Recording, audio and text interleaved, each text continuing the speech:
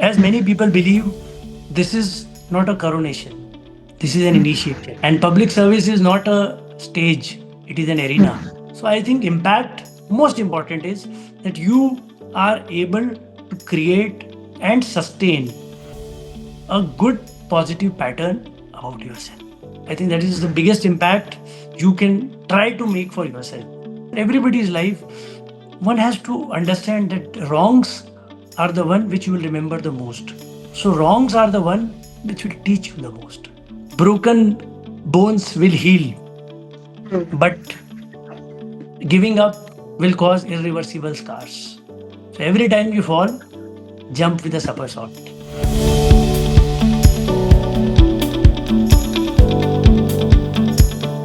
Welcome to another episode of School of Purpose. I am your host, Mansi. Today's conversation is something that has been long overdue, and I couldn't be happier to finally bring it to you. Our guest today is Shri Yogesh Choudhary, currently serving as Additional Director General Provisioning, Police Headquarters, a man who has worn some of the most demanding uniforms in Indian governance. From urban policing to anti dacoity operations in Chambal, from intelligence and law and order to cybercrime and anti corruption. He has carried responsibilities that most of us can only imagine. But today's conversation is not about his titles or his ranks. It's about the man behind the uniform, about what it feels like to make a call when the stakes are high and the outcome uncertain, about the convictions that keep him steady when the ground shifts, and about the small, very human rituals that make a life of service sustainable. We also wander into unexpected terrain, his hopes for the next generation, and even how something as unexpected as cooking can hold surprising lessons in leadership and presence. Without any further delay, let's dive straight in. Thank you so much for joining us on School of Purpose, Yogesh sir. This exchange has been long overdue, and it feels great to finally sit down with you and have this conversation. Thank you so much, Mansi. Thank you. I feel very good to be here.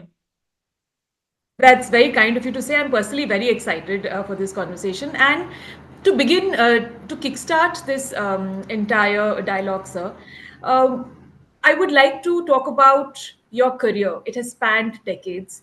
And not only decades, you've donned multiple, numerous hats. You've lived a career across intelligence and cybercrime and governance. But in my experience, titles can never really capture the essence of what you're doing. So I would like to begin this conversation by asking that if somebody asked you not what do you do, but what does your work mean to you, how would you answer that, knowing what you know now after all these years? Well, you're right. Titles have been just too many to define what exactly I have done in the various posts. I'll just maybe to sum it up, I would say that Khaki has become a second skin. So, whatever I do in whatever capacity, in whatever posts, in various ranks, it has been the underlying soul that it is a uniform service, it's a police service, it's the Indian Police Service. That's such a beautiful line. Khaki has become a second skin. I will take that with me. I might use that quote sometimes when I'm quoting people. But Sure, sure. thank you so much. That was such a beautiful thing to say. And you touched upon service, and most people perceive service to be as duty, but in real life the dynamics change. It becomes more of flesh and blood, and few have lived service at the scale and depth that you have. Was there ever a moment early on or late in your career where your idea of public service shifted from the textbook definition to something which was more deeply personal? Sort of a turning point when duty became identity. Like first time, if I can recollect, the when I was posted in Morena, and I just joined. Maybe it was 15 days or so. And Chambal is, well, as you know, notorious for many type of crimes. But one thing, something which happened there, which really at the moment shattered me, and later it made me realize how important our job is and how important it is to react fast and quick. So maybe it would may become a matter of life and death. There was a young boy of 7 years who was kidnapped.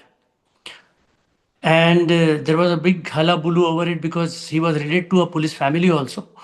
And kidnapping always takes a very sinister notion in Chambal region. So we worked very hard. We tried to plug out all the possibilities. And finally, we did work out. It was a neighbor who used to play with him suddenly got greedy that the grandfather has got a lot of money because of his retirement. So they took the boy. The boy became conscious and saw them. So they were afraid that if they leave him, he will recognize them. So they killed the boy immediately after they took him. And can you imagine when a construction work was going on in a building? They put him inside an attic and sealed the thing with a concrete sheet. And we caught them, but when they confessed, and it was a very sad moment, there was no thrill of detecting the crime. It was only the pain of losing a life. And I tried to justify myself and others that, right, maybe it was too late. Even if we would have detected in the beginning, they would have already committed the crime because the moment they took him, they got afraid, they developed cold feet, and then they just.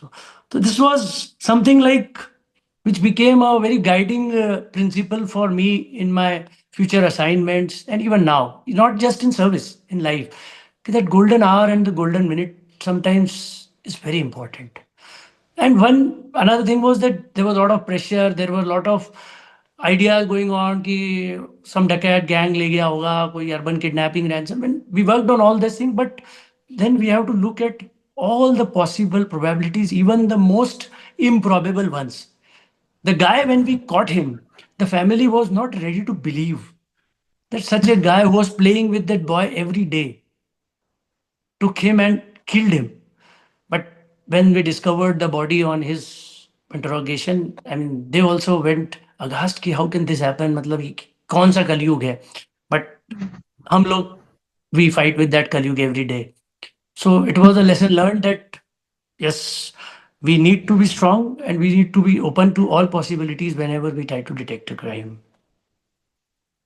I think, sir, that was such a pertinent example that you gave, because a lot of times we as an audience, or we as people outside the circle, don't even know the weight that you're carrying. There is so much more to it than just the word service and duty. And I'm sure something like this leaves a weight behind, or it leaves a wound behind, right? It becomes very Definitely. difficult because we are As humans, and what you've described is, it's so beyond what service and duty meant. You were just doing your job, but it is not just a these job, it is. these are the battle scars all people in uniform are carrying. I just related a negative sort of impact. I will just briefly mention another very important moment in my life, professionally as well as personally, which again changed a lot of things, and it also changed so much in the minds of people. Again, this incident was later, earlier than what I narrated, Marana. This was in my first district. In my first district as SP, I was posted in Shajapur, and the other one day when we just got up, a news came that a family of three, husband, wife, and a young boy of 5 years have been found murdered at their home. I'm very sorry, but policemen have all such gory stories only. So we just went there. It was a very bad scene in the sense there were stab wounds. The man had around 35 stab wounds. The woman had around 40 stab wounds, and the young boy, 5 year old, it had more than 7, 10 stab wounds. It was a very bad, gruesome murder. They were all three were murdered and then thrown down the basement in their house. So there was a lot of resentment over that murder in that locality. It was a suburban locality away, 20 kilometers away from Shajapur, called Maksi. And when we worked on it, when people came to me when they were discussing this case and all, they said, "Sir, यहाँ पर ऐसे 3 blind murders पिछले 3 साल में हुए हैं, where a family of old husband wife, a Jain couple was murdered. Then there were another husband wife which were murdered. And this was the third. They say they believe there was a nurse also which was murdered maybe 5 years back. So they said कि maybe they are connected and all. It first district I was just 30 years of age, young blood trying to create everything good in world. And I said, "Ki, this is something which has to be taken up as a challenge and we have to work very hard." We made a team and we really worked very hard. In the sense, I will not like to give the details, in the sense there are just too many, but it will suffice to say that by the end of 1.5 weeks, I knew everything about everybody living in that street, even things which even their family people didn't know. We had asked, questioned, interrogated, and tried to elicit information from so many people. What has happened? What has happened? And as God says, we have a very famous and a very holy temple in Maxi. We have been praying to that temple since I was a young kid of 5. So I always, since staying in Maxi, I nearly stayed every day there for around 15-20 days. So I used to go to the temple and always used to pray ki, God, you have been so kind from childhood. Yeah, this is something which I really want to give justice to that small boy, because I felt, because my daughter was just a year old that day, and I still, as Must I'm have been talking, heart wrenching. I cannot feel bad कि कितना बुरा उस time that scene was.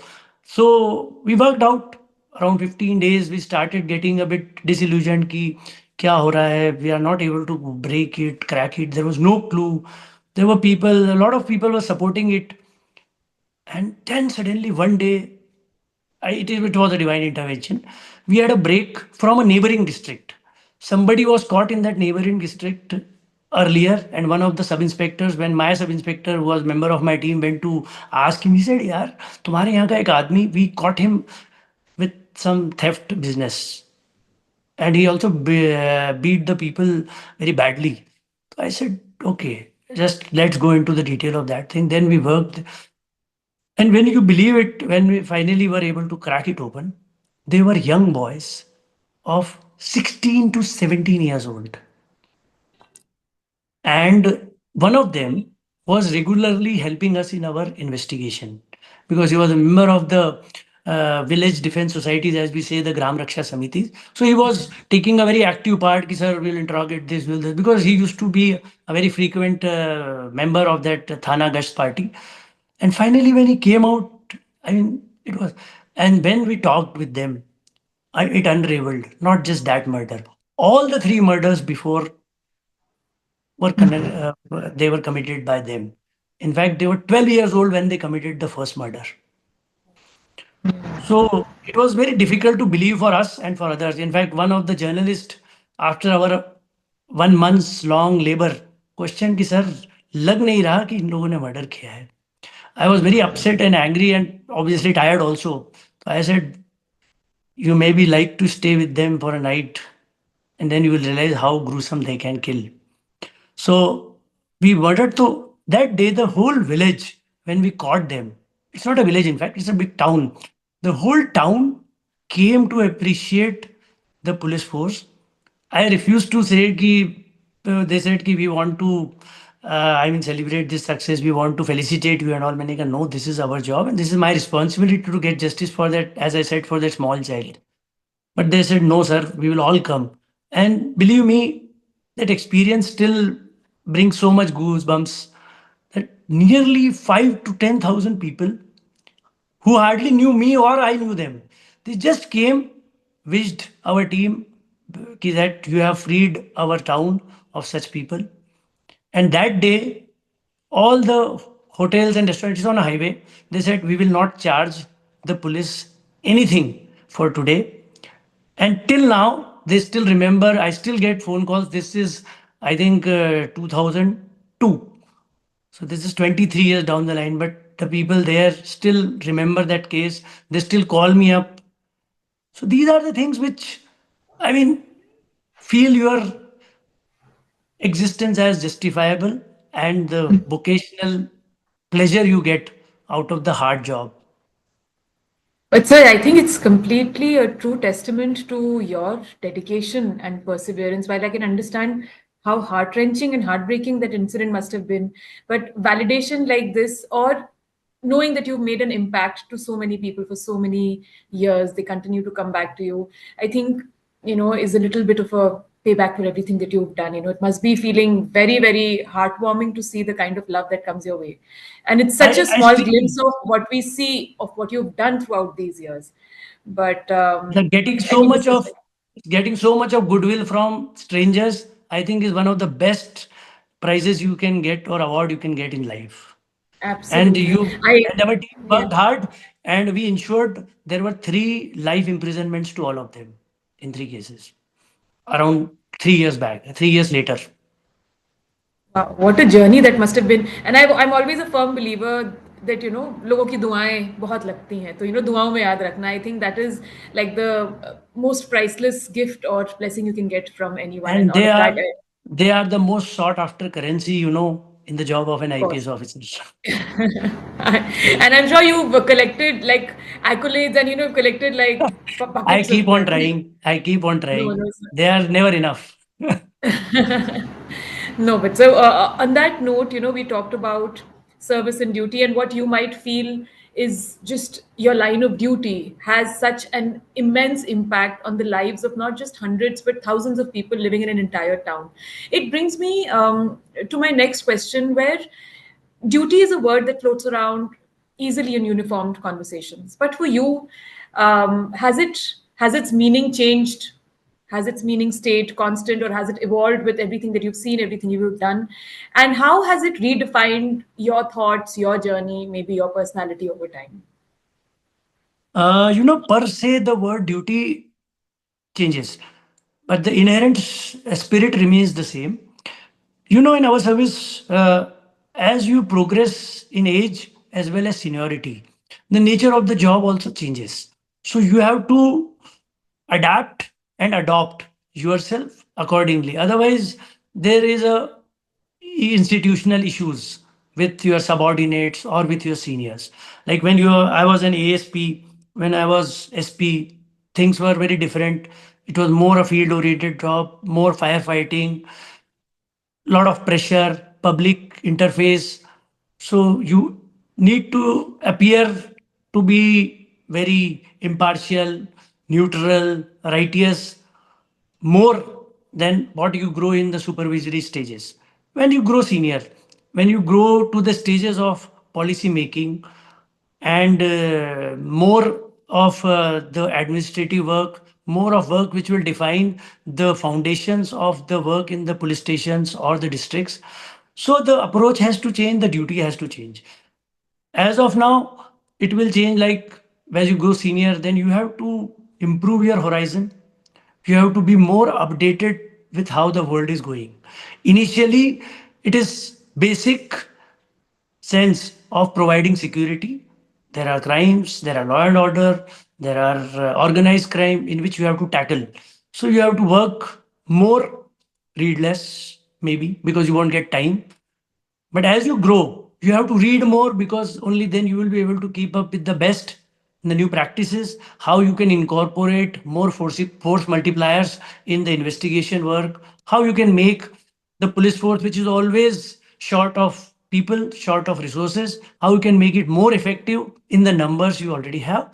So the duty per se changes, but the spirit always remains that it is a public service. You are interested with ensuring the law and order, ensuring justice, ensuring security of public, helping the downtrodden, the exploited. So it remains the same, and I think it incorporated you so much that even after retirement, you feel that you still have a duty. Of course, I don't think you can compartmentalize it. I think it's an inherent part of your very being. And I completely agree. The intent and the purpose remains the same, even though how you project it or how you sort of get it done, the trimmings may change. Sir, you've been in rooms where history was being decided in real time, and often with seconds to act, no chance or any opportunity of a retake. In those moments where you have to take these snap decisions, what guides you or continues to guide you? Is it instinct, is it training, or is it something deeper, which is like a very well established moral compass that you may have? But what is it that you rely upon when you have these snap critical decisions to take in a very short time? Yeah, because this is a very pertinent issue because in the life of a police officer, at every stage there will be moments which will come like this where actually it's a split second decision whether to do something or not. You don't have the time like Hamlet that you can keep on contemplating to do or not to do. I mean, you just simply miss out the bus if you just don't decide. So, you know what? Initially, in the earlier stages of the service, primarily it works more on instinct, more on just your ideals, more on the set parameters that you have set. Okay, these are the values, these are the objectives which I need to take. So your decisions are made on basis of that. But as you grow, and even it is undeliberate at times, as the experience gathers up, as your handling of events grow, how critical, how much more important, how much more having more consequences events take place, then slowly and slowly you realize that it's not just instinct. You're if you are going in the right direction, if you are in consensus with what you initially thought you will do in job, then these things guide you more better just then you're just plain instinct. And that is why I think as the gradation grows in our service, like you are initially posted as ASPs, additional SPs, where you have a support of SP or IG above you, and then finally after 5 6 years, by the time you become SP, where you are most of the time responsible for taking the decisions yourself without even having a chance to confer or counsel anyone. So by the time I think if somebody has worked hard enough and has a good exposure, he is in a better position than relying on just the instinct. Because, you know, as there is a very famous book, Slow Thinking, Fast Thinking. So if you just rely on your system one, which is your absolute mind, which is just looking at the facts and instinct. So sometimes and more often than not, you will go wrong. So as you grow senior, you start using that system two also, which requires some logical reasoning, not just going on the facts, but going on your previous knowledge also, that this can be a deception. So it helps. I So I think think instinct and experience, they are the key factor which have caused me. And you know, the point is it's again a conviction in your faith, in your values. Ki whatever decision I have taken for me at that moment, it was the best decision, and I will stick to it. I think that's such a potent combination, instinct and experience. Experience also adds on to every instinct that you develop over the time. And then experience, I think, really adds that extra layer of gravitas and depth to everything you're doing. So thank you for sharing that. That was really insightful. The next question is a slightly tricky one, and I think all of us have sort of grappled with it at some point or the other in our lives. But especially in public service, you are often asked to choose between what is easy and what is right. And in your experience, can you ever recall a time when your personal conviction was tested, when doing the right thing came at a cost? And what did you do about it? Ah, I think one fact would be enough to answer this question that in my 28 years of service, this is my 27th posting. So the choosing between what is easy and what is right, I don't think I need to answer that. What is Okay. right? What is right is usually a more difficult path. Usually, it would be Always. because the moment you Always.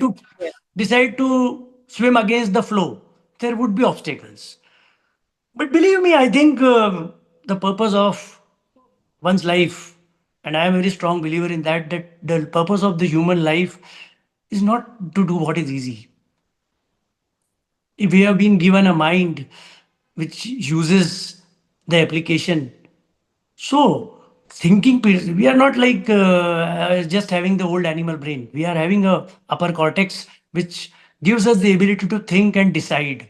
So I think it is imperative that we should always choose what is right in our own moral compass and our own focus. And yes, there are big challenges, more so in public service, more so in police service. because sometimes what is right for you does not look right to the person on the other side of the fence. The person who is asking you to do something will feel that it is right because it is very much right for him. So now my right and your right is the question. So if my right has to prevail, then I have to face the music. There have been so many incidents. Yeah. In fact, uh, not describing them, I may mention a few that, like, and they are the typical ones which, if you'll ask any police officer, I mean, 99 out of 100 would have had the same predicaments in these issues which I have faced, and nearly everybody faces. It would be just a matter of degree, ki to what level of discontent you can generate because you are doing right. It might be just at local level, it might be at national level, it sometimes might go to international level. If you are unlucky or lucky, whatever you want to see. So, like, the first time and the most important time when this doing easy and doing right question comes before a police officer is when there are riots, a communal riot, or a class conflict, or a caste conflict. I have faced enough in my various postings as SP. And believe me, Mansi, it is something very, because then you just don't have to consider ki what you are doing is right, wrong. You have to consider that you have to minimize on the loss to humans and property. You have to maximize the safety of your force. You have to maximize the ambience of the region, that it does not spread, because it is worse than a forest wildfire. If a communal or a caste conflict, when it spreads across a district or a region, then it is, as I analogized, as a wildfire, that it is very difficult to control and douse. So it is very important that you have to put in a point, ki, I have to control it now, otherwise it will go out of hand. So riots is one of the issue. I have a number of stories of riots, which I am very happy to say that most of them I was able to quell in time without the loss. Sometimes we did suffer a loss of life and property, but I think I tried hard enough to bring justice and try to bring the perpetrators to justice. So riots is one case where there is always that question, and always the convictions are tested, and you have to, yes, pay the cost. Transfer is just one thing. There are inquiries, there are other things, there are accusations, and all. I mean, that's part of the game. Then the most important thing after that, many a times more important because it becomes more long term, is about the conduction of elections. Because conduction of Sure. elections, and we in India have such hard fought elections, and you have to imagine the lower level election is lower level. I mean, from the parliament to the panchayat, the more deep election is, more hard it is conduct. I mean, conducting panchayat elections in Chambal region, where every village is wide against the other, and they are all equipped with best of the arsenal to fight it out on the ground, is something very difficult. And in the fray of election, it is very difficult to justify before the powers to be or anybody that what you are saying is wrong and what we have knowledge of is right and what we are doing is correct, because elections are life and death matters for the people who are fighting them. So anything which they believe can cause a little shift in their vote becomes their sworn principle, and the person who does not listen to what they are trying to get it done becomes their sworn enemy for ever, maybe. And if they lose, he really becomes an enemy forever. So election is one thing where you really, I mean, I have had some very bad experience in election, and I paid a good price once for refusing to do what I was asked, persuaded, cajoled, even coerced, but I said no. Whatever may happen, I will not do this. And I did not. And I paid for it, but I'm still happy that I did not do it, because I might have landed into much more problem doing it rather than not doing it. Then there are the anti-dacoity operations, because there is a morality question involved, which again I had a lot of issues with. Anti-dacoity operations, anti-terrorist operations, and such operations which involve very seasoned criminals, organized crime, big mafias, they often take a very different hue, especially when there is a death involved. And it's a very sad part that when a law enforcement official dies, when a policeman or a jail official or a person there or even a side observer dies, there is not that much of hue and cry. But when a criminal dies, everybody raises a question about whether it was right, wrong, whether he was, as we've used the word in India, encounter in a very pejorative form. So when I was in Morena, Datia, and Shivpuri, the anti-dacoity operations in Madhya Pradesh were going in full swing. We had a lot of problem, and I mean it goes to the credit of Madhya Pradesh police and the leadership over the years, that Madhya Pradesh has got rid of a very big and a very devastating problem of anti-dacoity. So in anti-dacoity operations, there was always a question. There is always a question of what to do and what not to do. There are many things which are irregular. Many a times people do things which are illegal. So there, and the results sometimes, as the many people of the old order say, ki bhai, result will justify, no problem. Even if we are doing wrong, but it is creating an impact, so it is good. So I had my differences over that.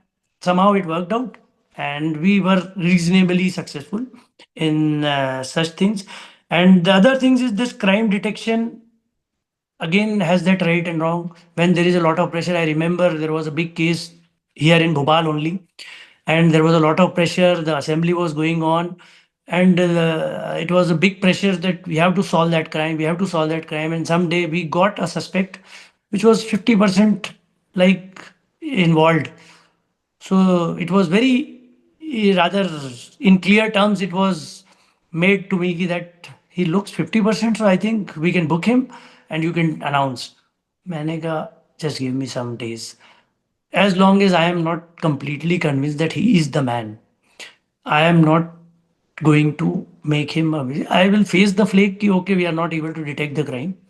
Fine. And believe me, 3 days later, as it turned out, when we did a blood sampling, if we would have made him accused, it would have become a big egg on our face. So there is a problem, there is a cause, but now when you choose the path of right, you have to learn to accept the costs.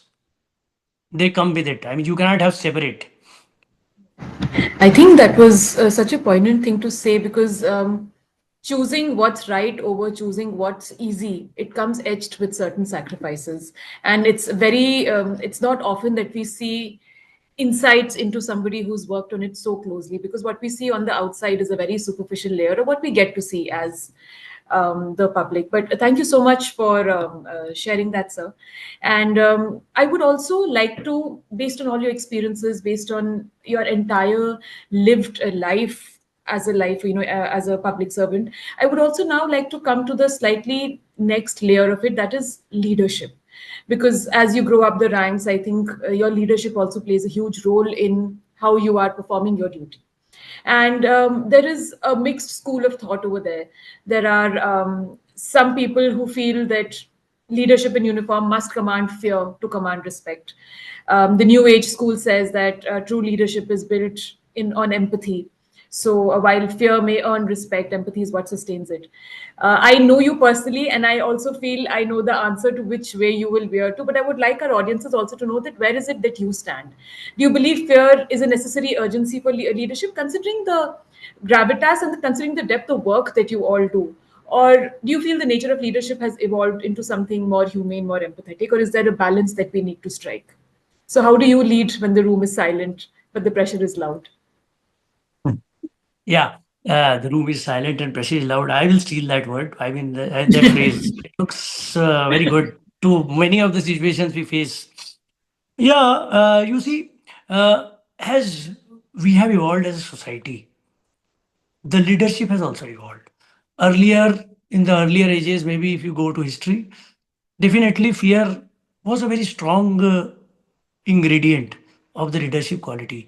Even now, in the cases of crisis, in cases of like situations where a very single, unequivocal, unambiguous order is required to be percolated from top to bottom.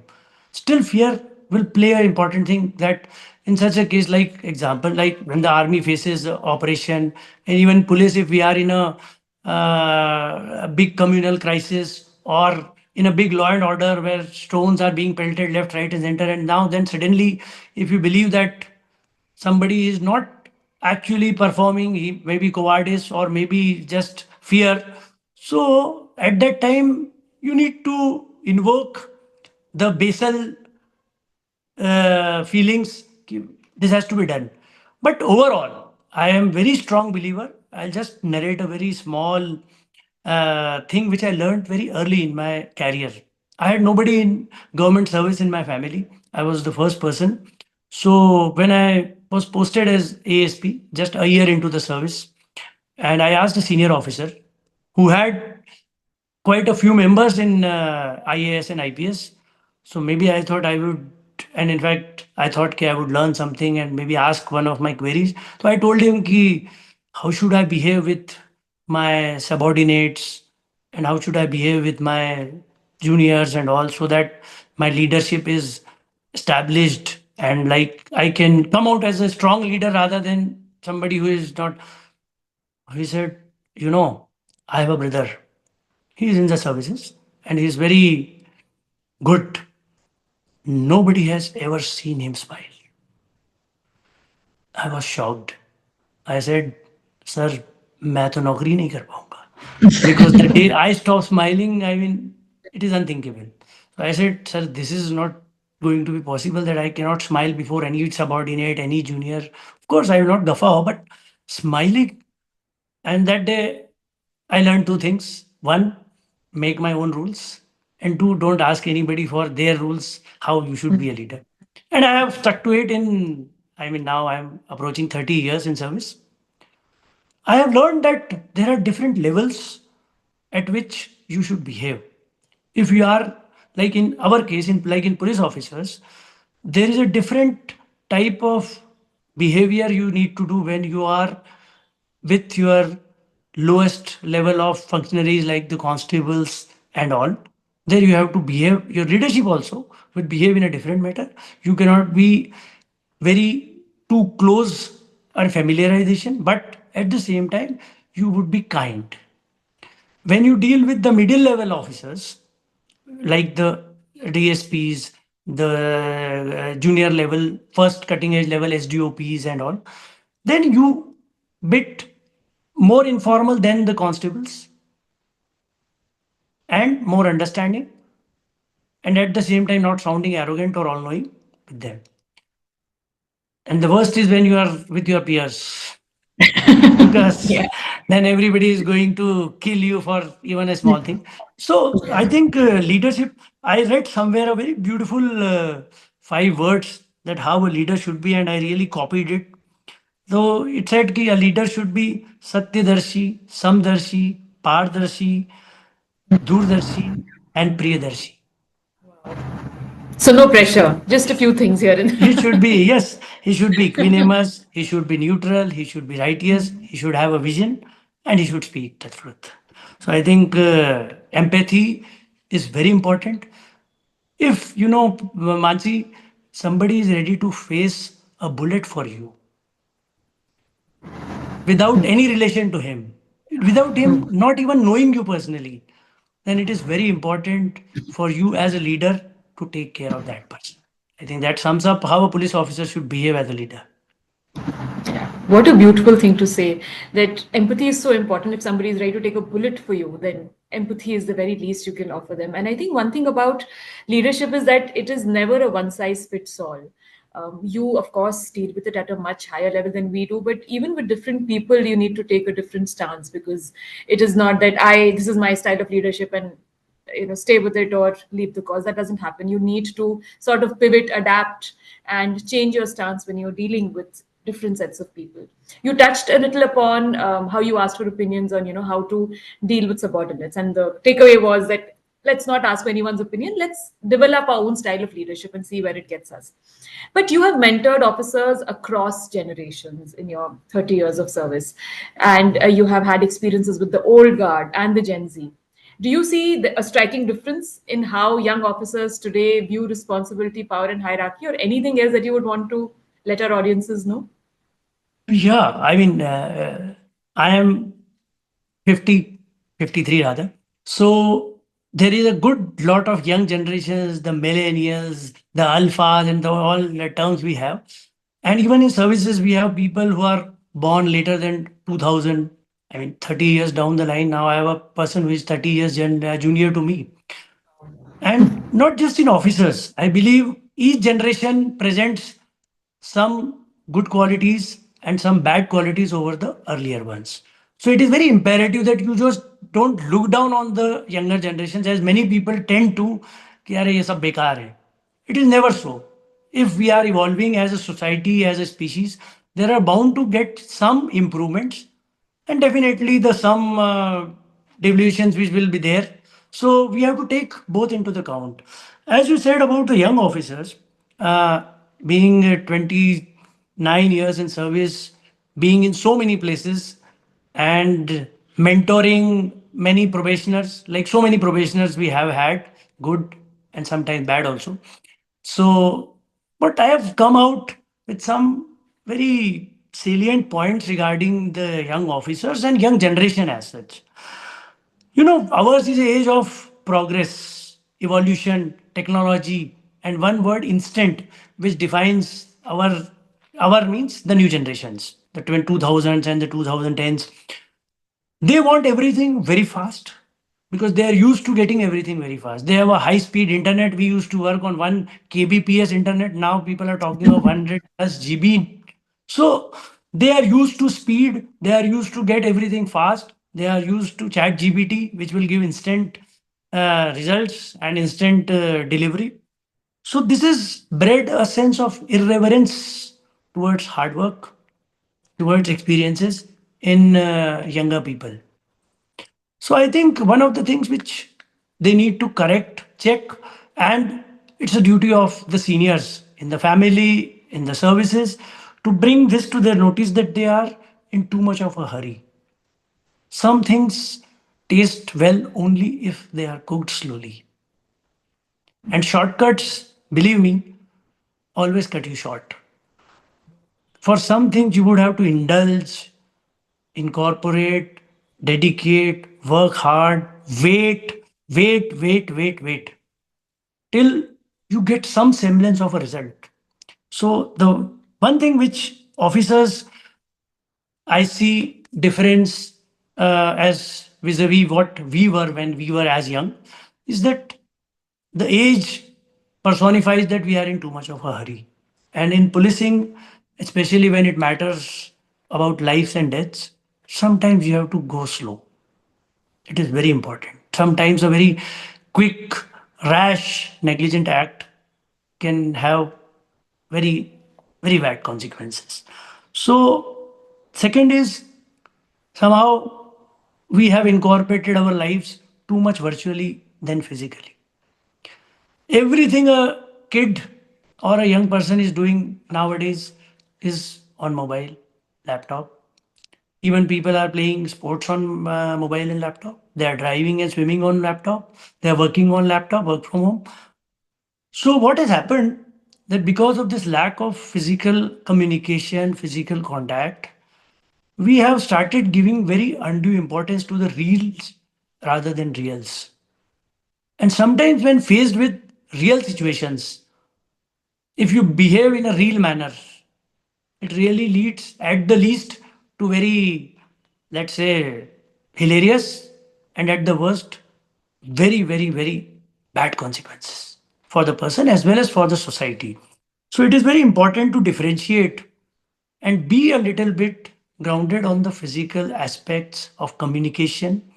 Because when you communicate with someone, especially when you talk of communication here, I'm talking is police work, when you go for interrogation, when you go for law and order, when you go for detections, when you talk to people, when you need to cajole, at the same time, you have to put a word, show your strength. So, unless you practice it, unless you do it more, only then your skills will sharpen. There is no other way to improve on them. You can't read a book or you can ask ChatGPT to design how I will deal better with a law and order problem. It will give you a very theoretical solution, which God forbid you follow when you really face a strong machine. So, but as I said in the beginning, so, and the second flip side of this virtual is the lack of moral strength and mental strength. These are two things which again need to be embedded a little bit stronger in young people. They somehow, I've seen many a times, they become very weak in front of a pressure.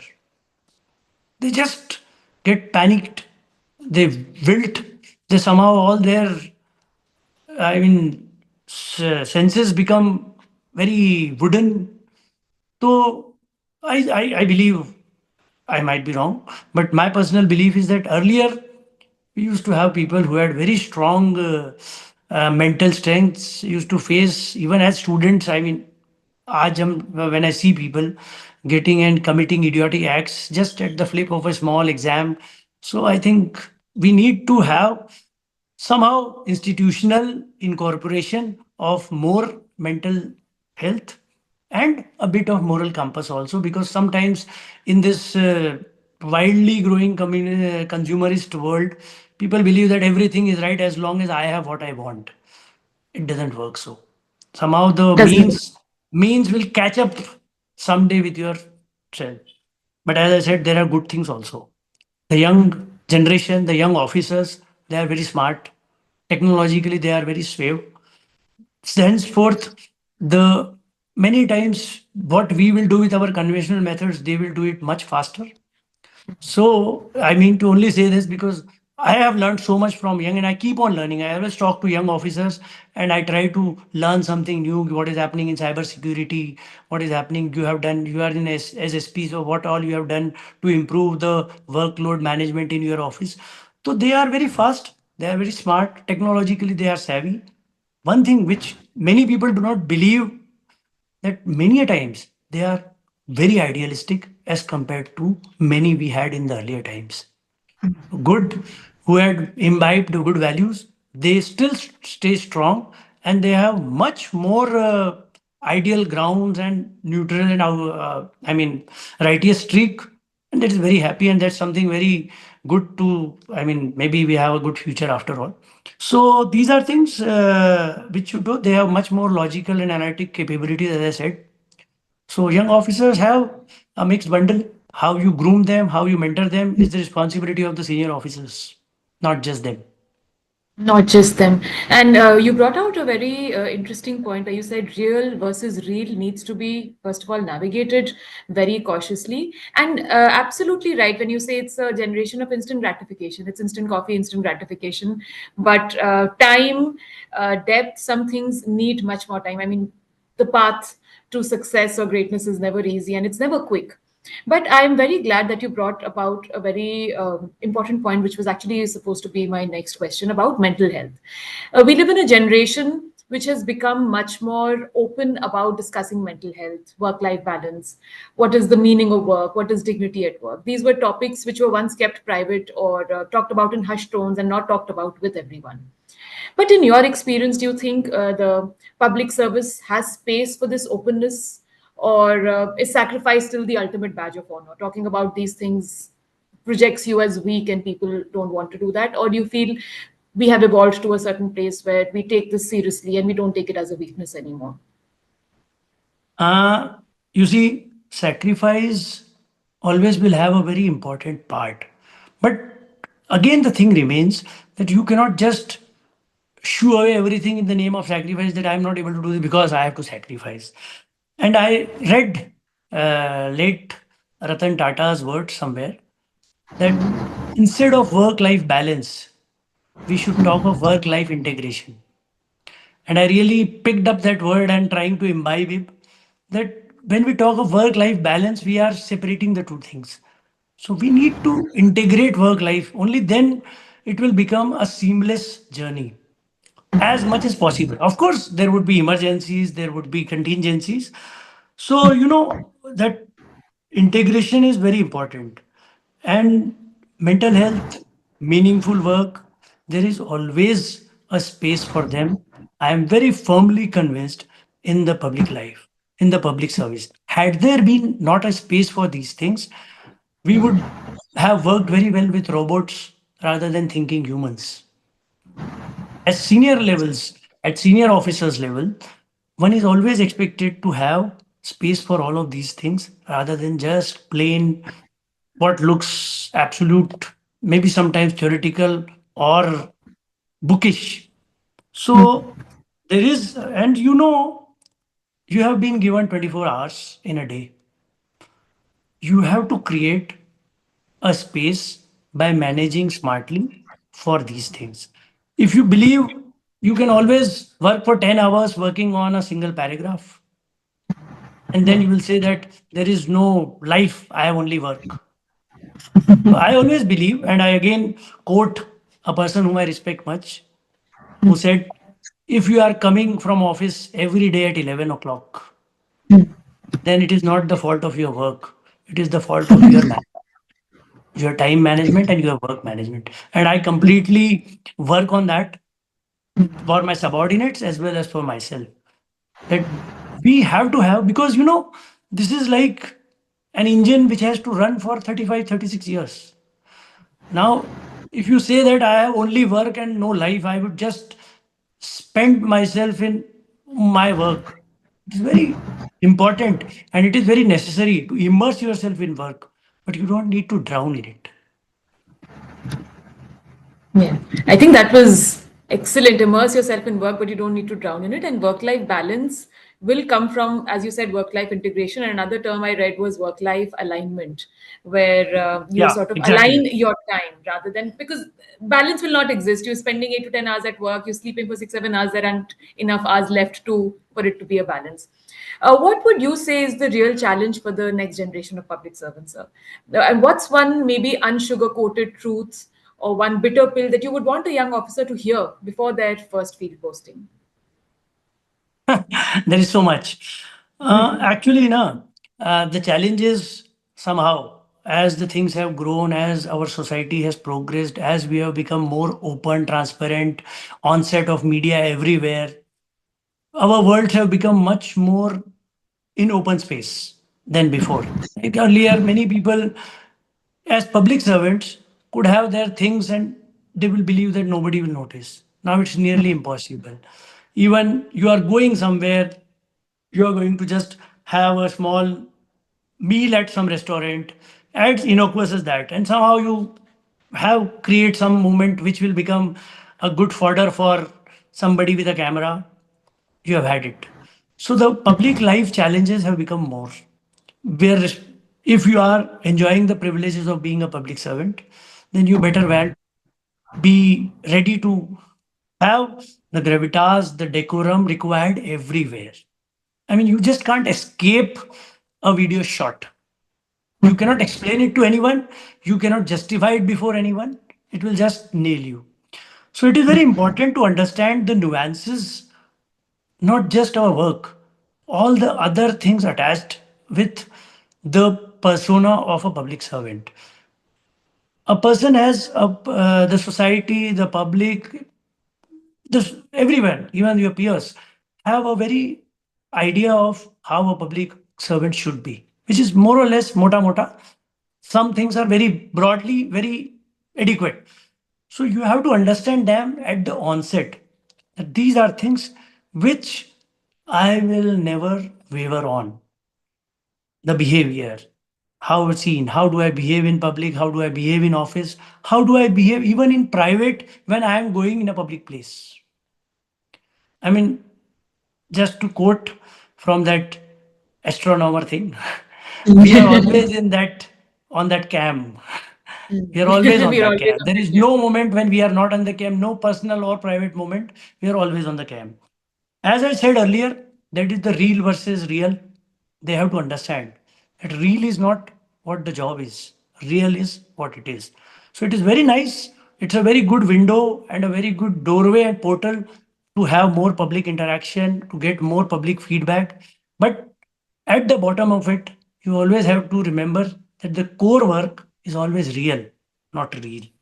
I again like to quote this thing here. I read it a few weeks back that when you join the service, people have different expectations, and when we actually start working, the reality is very different. Some people absolutely get thrown by कि what had I thought I would be the Lord of the Rings, and here I am between the rings of the Lord.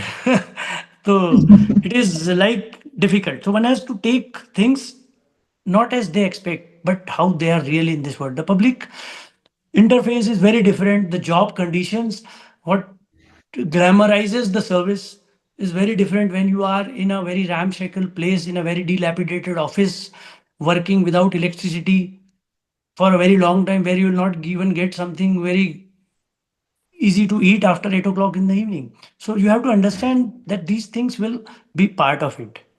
As many people believe, this is not a coronation, this is an initiation.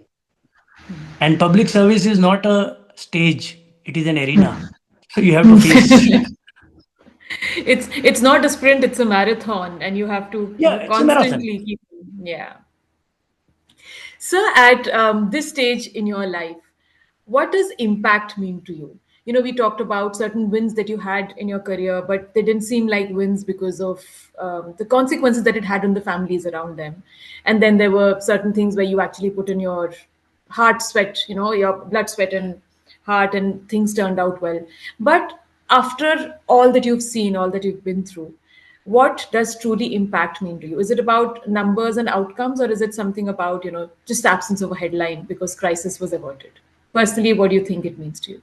I think this was one of the best questions as so far, and I really delved over it when I saw it, and I thought, ki, this is something, yes, which is a point of my thoughts so many times. Each has his own, as you said, each has his own idea of impact, and even your assessment is done on the differential impact everybody will believe. As you said, there are the matrices, there are the figures, there are, like in our case, there are the crime figures, there are the detection figures, the statistics, then there is that untangible public response, which is, I believe, far more important. Then, as you said, and earlier we mentioned, the unsung public duaएं which you get. So the impact, what I understood over these years is that impact is not about a particular matrix or a particular figure or a particular statistics. So I believe legacy is not a single point, it is a pattern. As to quote someone, कि there are not heroes, we become like habits. Like an officer, he may be anywhere, he may be posted anywhere. But when his name would come up, it would be said, oh, ये अच्छा officer है. He works hard. He works hard. He gives results. He manages the team well. So they don't talk of his posting. They, as he has become a habit, he has become a pattern. So I think impact, most important is that you are able to create and sustain a good positive pattern about yourself. I think that is the biggest impact you can try to make for yourself, and then rest it on luck. No, I think that's brilliant. Metaphorically, and maybe in an analogy way, I had read somewhere that people will not remember what you said, people will not remember what you did, but they will always remember how you made them feel. And I think that is where it eventually comes down to that strong belief that, oh, he is a man who does his job well, he is somebody who will have great impact. You know, that you don't remember the details, you don't remember the intricacies, you will not remember this had happened, that had happened. The people But not, just might that, not know him. People might not yeah, know him. They will just have yeah. heard of him and True. they'll say, "Oh no, no, we have heard that he is a good officer." Yeah. Or And that rather, is many times we have heard that he's a bad officer. no, or that we've heard he's an honest officer. Now that is a double Yeah. loaded sword. You know that, Yes. but and you're right. It's not. It's an arena, right? It is years and years and years of little things and big things that build up to that personality or persona. So it's And that not is how over the one job impact. done well. And that is your job to make the impact. Because once you have made that impact, once you have developed as a habit rather than just a hero, so then I think you have done your job well. You've done your job well. So public service comes with it come with comes with many wins, and it also comes with a lot of invisible failures. Is there any particular incident that you remember, not because it broke you but because it shaped you? You'd mentioned in the initial conversations that sometimes some things which seemed like a disaster at the moment turn out to be blessings in disguise because of how they've shaped you, how they mold you, and how they turn you out into the person that you are. But is there any particular incident that you would like to tell us about? Yeah, yeah. I mean, somebody who has had so many postings and who has been removed from so many places will definitely would have some, even with my very honest assessment, I could see that there were quite a few where I felt it was very unfair, very unjustified, and very wrong what happened. When I was young, I used to feel very bad, very disillusioned, disgusted. But as I grew old, I realized that fine, as I said, as I mentioned, this was a moment, at that moment when you were dubbed as a failure or you were touted for another vested interest as not working up to the mark and you were removed, in our case removed, or maybe you were maligned somewhere okay, for ABC any reason. Like I had been SP in 7 districts in Madhya Pradesh, tough districts, big districts. In one particular district, I felt very bad when I was removed because, as I told my senior officers, कि I was not at all interested to be here. But you forced me to come, and I have never refused any posting. So I came, and now I am being removed. That I have not been effective. I have not been up to the mark. I have not been professionally successful. So I feel, what is the point of me being here? Can you remove me, or maybe I will just drop out of service, or maybe I'll do something else, which I believe if I'm better. In fact, that was the only time maybe in my service that my self confidence, my conviction in myself, or in my professional ability wavered, and I started feeling ki maybe I have to learn more. I am not able. I am not competent enough. But then, as time passed, there were, luckily, I have always been lucky that way. God has been so kind that I have got good mentors. I again, as I closed that place, I talked it out, I poured my heart out to the person. Then they said, Ki, fine, if you are incompetent, fine, let them move you, but don't go away. You will find another opportunity to, and very soon, to reestablish yourself, and it will not go because we know you are good. So it will, in the long run, it will always be there. And I mean, it was a good learning essence. I learned so many things. There was another posting. Uh, 10 years later, exactly, there's the first one, where again, I was very unjustifiably, unceremoniously, and very wrongly removed, despite the fact that I had been trying very hard to get myself away from that posting for more than a year. Ki, please, I have had enough. I want to now go. But I was not removed, and I was removed. Again, it really, I mean, broke me. What is there? And at that moment, in fact, I had completed so many years of service that maybe I would have taken a voluntary retirement. At that moment, I thought, but then just I sat and I said, "Ki, fine, why should I let myself be judged?" And maybe the other person who was doing it out of vested interest is my belief. He might be doing it out of something else. So just let it stay for some time. Maybe I will have some better thing. And believe me, as I said, in both of these, after that initial moment or some time of that discontent and disgust got over, and I started looking afresh at things. Ki maybe yes, this was learning. I will try to be more good. I'll try to learn more. It helped me. So this is how you shape. I mean, everybody's life, not just a professional thing or as a police officer. Everybody's life, one has to understand that wrongs are the one which you will remember the most. So wrongs are the one which will teach you the most. Assuming you don't damage yourself irreversibly because of those wrongs. You have to, as Jackie Chan loves to say, that broken bones will heal, but giving up will cause irreversible scars. So every time you fall, jump with a somersault. Jump with a somersault. That's inspiring to hear. And the cliched line, life is little of what happens to you, but how you react to it. I think that it is a cliche because of a reason. It sums it in a nutshell because it could not be easy. Because when things are unfairly dealt with personally or professionally, it does require an amazing amount of grit and resilience to come out from it. And there are moments of self doubt, there are moments of thinking whether we are, where your personal esteem takes a beating. But I think, yeah, that those are the moments that shape you the most. They are the ones that make you prepared for anything. Personally, for me, sometimes when I look at if I'm going through a hard time, I just look at my past and think of if I could get over that, then this will. I'm sure I'll be able to get over this. So I think they give you a renewed sense of faith in your own abilities as a person as well.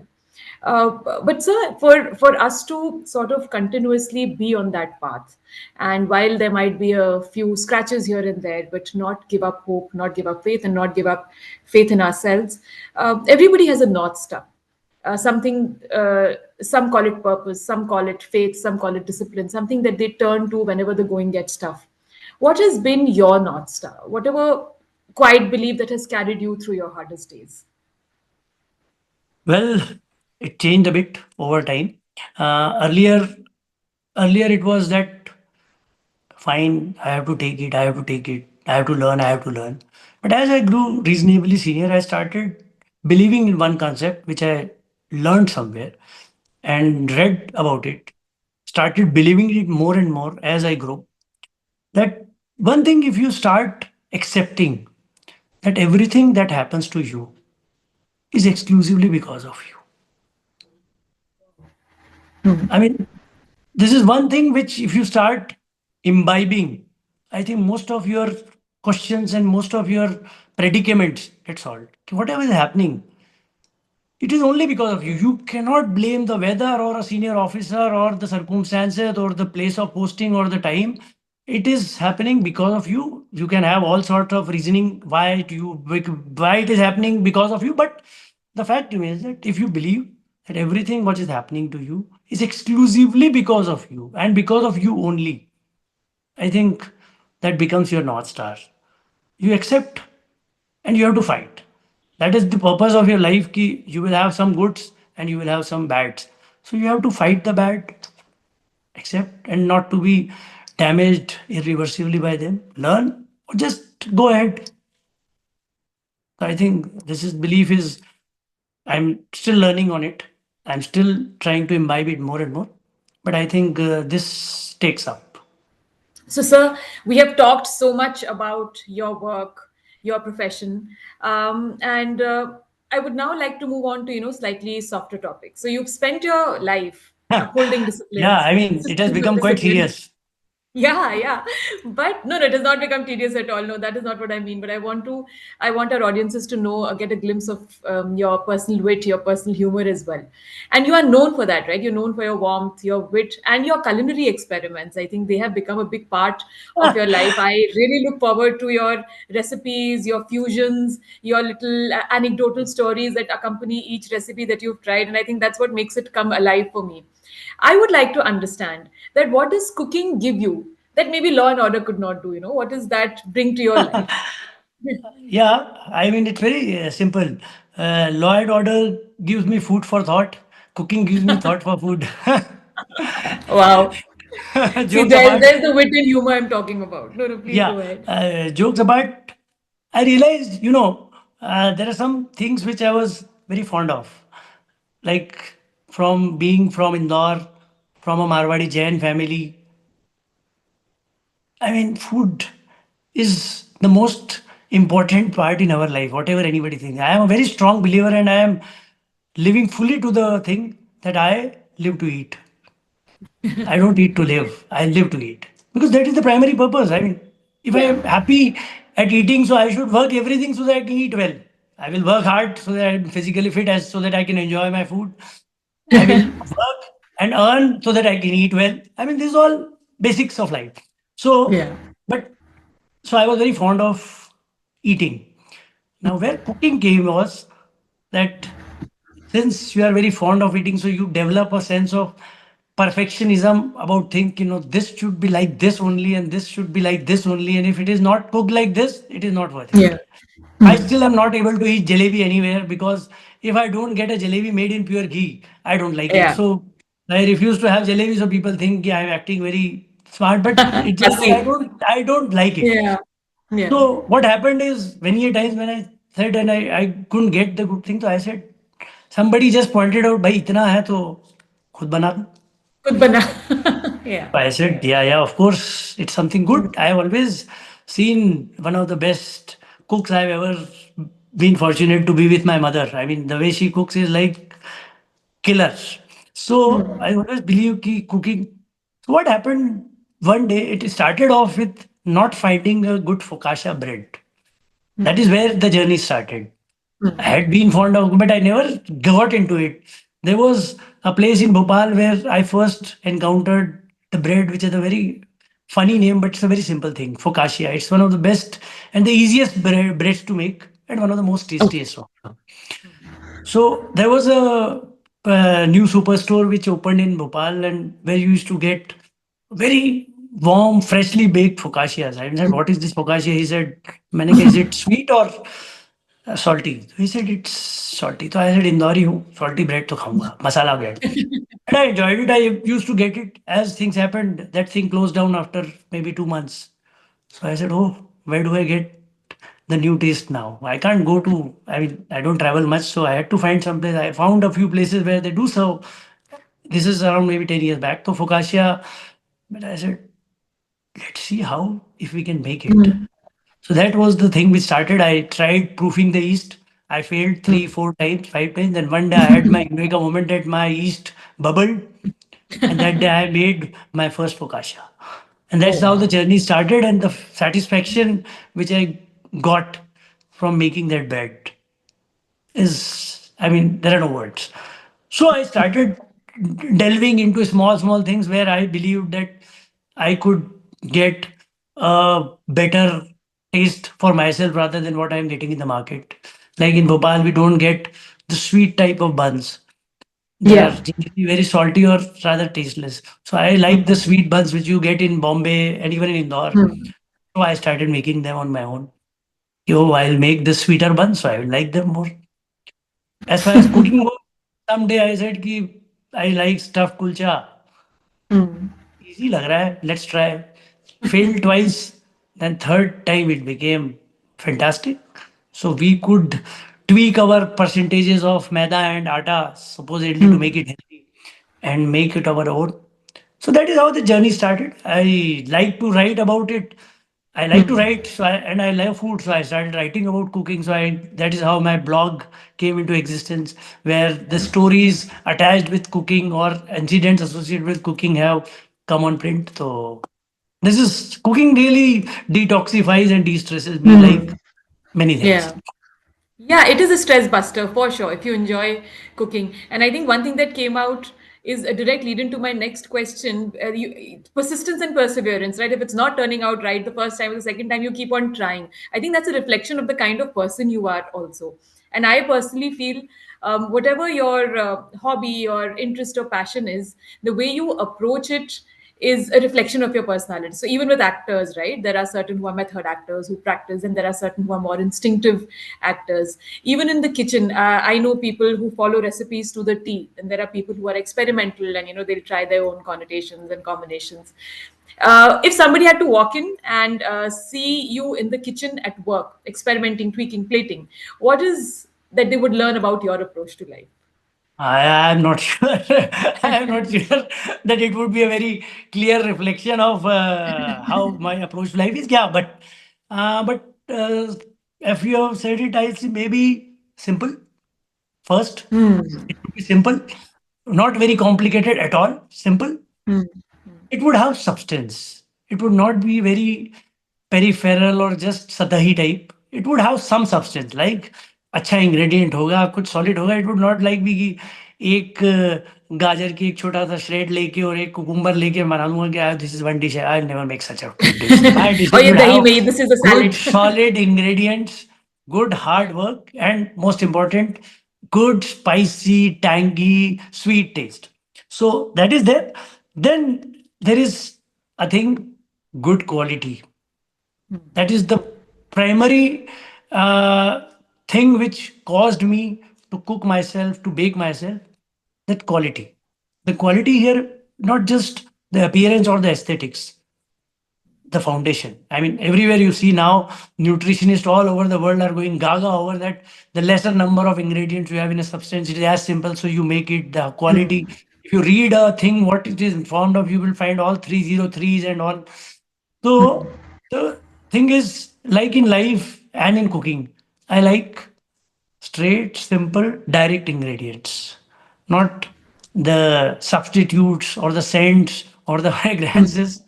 So the quality has to be good. Only then I'll make it. Otherwise, I'll just shift to something else where I can find that quality.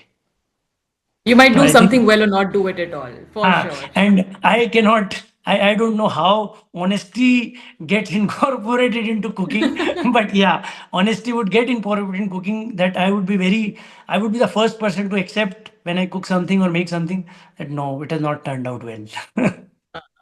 So you are your biggest and harshest critic, right? If it passes your I am bar, not then exactly the I am not exactly the harshest. I have got some real good ones in my house, but I to am keep it more, real for you, right? yeah, I am a realistic since I consider myself a good connoisseur of taste, which I like. So I would be a better judge of the thing in the sense ki how I have made it for myself.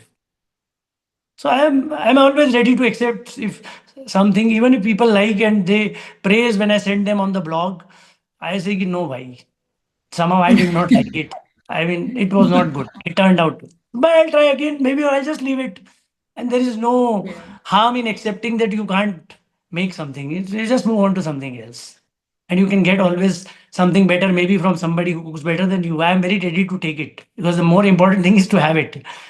Yeah, I know. The most important thing is to have it. So quickly, if you had to name three ingredients, if service was a recipe, and you had to name three ingredients which will make it work, no matter the changes and evolutions in the world, what would it be? Mm, recipe and ingredients, yeah. Uh, Salt, sugar, तो सब बाहर हो गए. The solid ones would be like first, especially with reference to my job as a police officer, courage.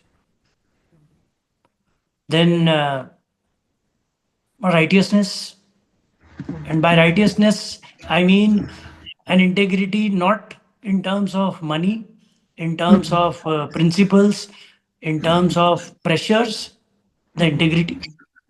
And third is again, been since police officers are always accused of getting insensitive to the woes of people because they are continuously encountering and being exhibited those. I believe you should never let the kindness and sensitivity in you die. That's a very important one, right? Empathy, you cannot become uh, sort of immune to the woes that are happening around you. I think that is a great one. So, would you have, or would you like to share some small rituals that you like to do to ground yourself, or things which sort of keep you going? And this, they could be personal, but you feel that if you start your day with a certain way, or there's an evening ritual that you do that somehow grounds you or helps you stay more human. Yeah, there are. I mean, I was just reading today about Rafael Nadal. That Rafael Nadal was very famous for his rituals on the court. He used to arrange his bottles, then he used to Yeah. arrange his shot, then he was used to set his hair dresses. So I was just reading a book. A book Warrior has been written on him. So I was just reading. So he said ki he was so anxious and so fast on the court, off the court, and on the movement that his uncle, his first coach, Tony, he introduced these rituals only to make him slow down a bit while on the court play. And they just, and you can see these small changes made him what he was. I mean, the greatest clay player. So, my rituals, like whenever I am a little bit down, tired, lethargic, uneasy, whatever, a good cup of tea with lots of adrak just poured into it will Yeah. make my day. I mean, that is enough. I mean, there is a single shot emergency, man. That is the single shot you can give to Yogesh Choudhary. Ki you just give a cup of tea and all the dark clouds will get away. that And वो एक cup चाय से बहुत a cup chai. I बहुत mean, चीजें tea ठीक हो can जाएंगी. solve all your problems. Then, then So another one that's is, it. Yeah. yeah, you were saying something. No, no, no, I was not. Please go ahead. Then another one is my morning game of tennis. It's not just a ritual. It has become again like khaki. It has become an integral part of my being. Ki, under the constraints of job and my businesses everywhere, I have always tried to work out whenever possible to have my morning tennis. And if I don't play tennis, then I will sleep off that hours. So it is always better that I believe it was good. Now it has become, I think, inherently and matlab, it has become so much tuned that if I don't set the alarm, and many times when I get up suddenly and I realize the time, it is exactly 5:37, the time which I set alarm as. So I think that ritual has actually got incorporated deep into me. Wow. And that is something which you feel sort of spurs you on every day. Yeah, It gives you the it it energy, gives it you uh, the. it gives me the recycle bin, shredded, complete, all detoxification, all Yeah. my worries, all my anxieties, all my angst. They are given to the tennis ball by my racket. So Yeah. I am afresh, like system reset every day after System my play. reset. Wow, that's an upbeat way to end the podcast. Just before we go, sir, if you had to leave behind not a policy, not a law, but a philosophy for those who look up to you, for those who feel inspired by you, what would it be? Well, that is something very. I've always feel short of trying to give some gyan to people who would look up to me because I feel very worried in the sense कि might be if something bad happens to him, he might attribute it to me कि आप ही ने बोला था ऐसा करो. So I am generally very skeptical. And the other thing which my wife often says कि भाई सारे लोग ज्ञानी हैं तुम उनको ज्ञान मत दो. So ज्ञान की कमी किसी के पास नहीं है. yeah. I mean, GAN is something. It is like everywhere. Nobody wants to take it. Everybody wants to give it. So, but still, there are few things. They are not exactly philosophies. I mean, if anybody who has visited my office in last maybe 10 years, 10 12 years, he would always see there are 4 to 5 wall I mean, quotes in my room. They have been traveling with me in my 15 office now. And there are lines which, even if I am just sitting around in my office, I would look at them and try to just reiterate them. Ki, yeah. These are, so they can be said as more as a guiding principles or philosophies. So I would just put them forth. If somebody likes them, it's very good to take. If somebody has a different view, I'm all good. Ki there is nothing right or wrong. Absolutely. Of There is a very course. good. There is a very good quote by Rahim. I thought it was by Kabir, but later when I searched on the internet, it was by Rahim, which has become a very guiding principle in my profession as well as in my life. It's a very simple and a very deep statement. चाह गई चिंता मिटी मनवा बेपरवाह जिसको कुछ नहीं चाहिए वो है शाहों का Shah. So like if you don't desire you will have no pain and nobody would be able to hangle you by that thing that you want or that ambition or that posting or that particular material comfort or even intangible comfort like fame and all.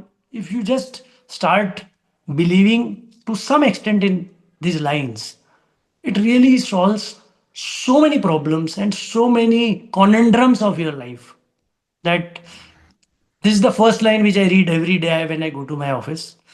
And everybody who comes to my office also reads and says, "Sir, I will also put it up." Many don't abide by it. They just put it. But yeah, But this is you've planted a seed. this is one, and always more often than not, I have. There is a very famous music group which ends all their concerts with one song. They always end their concerts with one song. So I have also learned that I always end my general speeches or interactions with anybody with one line by my biggest inspiration, Oscar Wilde, that life is too simple a thing to be taken, life is too serious a thing to be taken seriously. And that sums up my philosophy and my way of living. It incorporates nearly everything.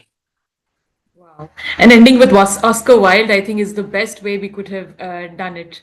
What a man, what philosophies. Yes. Thank you so much. Yeah, thank you so much for being a part of School of Purpose, sir. This was truly an enlightening conversation. Thank you. It was a pleasure for me. And as I was speaking and narrating, on in my mind the films were going on in recollection and goosebumps were building up, and I really enjoyed getting a full scope in my life again. Thank you so much for having me here. Thank you so much. You were so kind. And I think listening to you is a reminder that public service is not just about systems and structures, it's also about the invisible choices, the quiet sacrifices, and the philosophies that carry a person through. So, beyond the uniform, beyond titles, what will linger for me, and I'm hoping for audiences, is that your reminder that duty isn't a word, it's a life you live.